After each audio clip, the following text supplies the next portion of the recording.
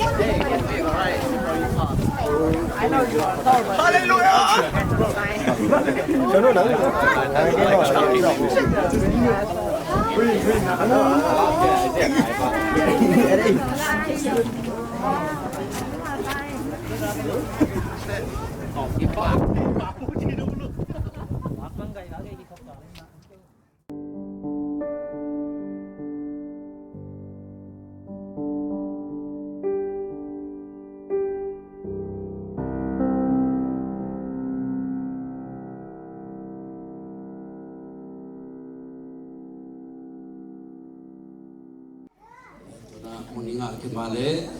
topa thunet na invek pina topa thunet na ni khom le le ban tunga ko te pa ho nang ma min sin ta he nagam ho pi ta he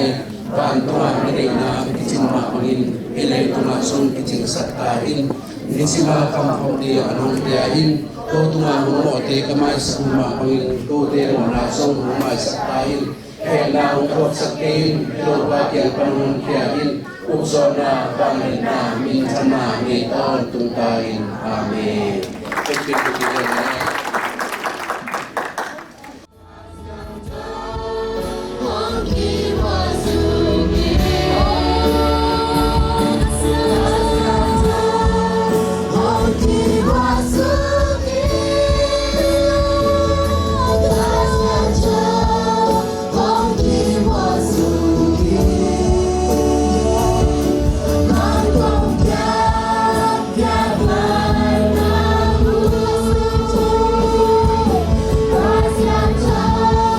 Hong Kim was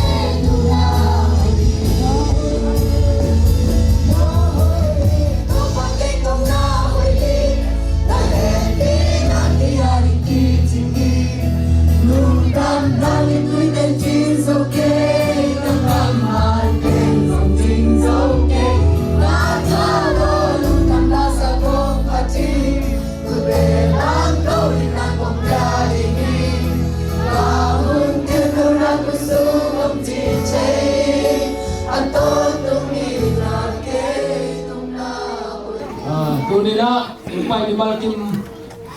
tunga nak pita kin lungdam hilaya kum som chin le Biakinn ko hon po yak ni malkim topan fa pakim tahen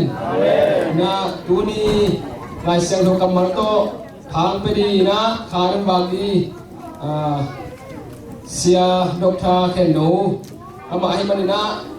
ong piak ak pasien kamal te mo to ikip sanale isanana alai phat peno mai mai na ang sang masale chi khut bena to mok ja ja nang sampani ma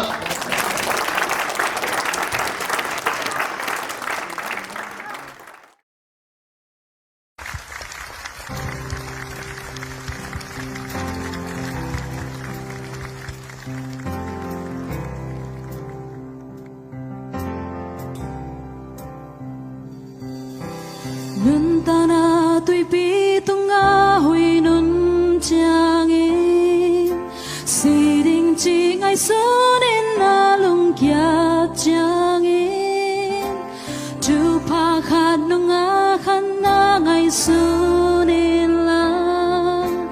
tau pa in tam pi hong tia na chei ding ta tu pa khat nunga khat ngai sunin tâm pi ông tia in thế ta in tu pa khat nung khát ngai sunin pasiani na tâm pi hong tia thế ta in lung mana van gik bangin na thuak nei hiam làm tê hong quá sakina gik qua hiam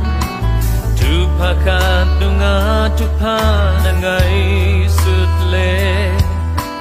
di simi na ton tung la na sa tu pa khat dunga khat ngai suni tâm pi hong pya in che ta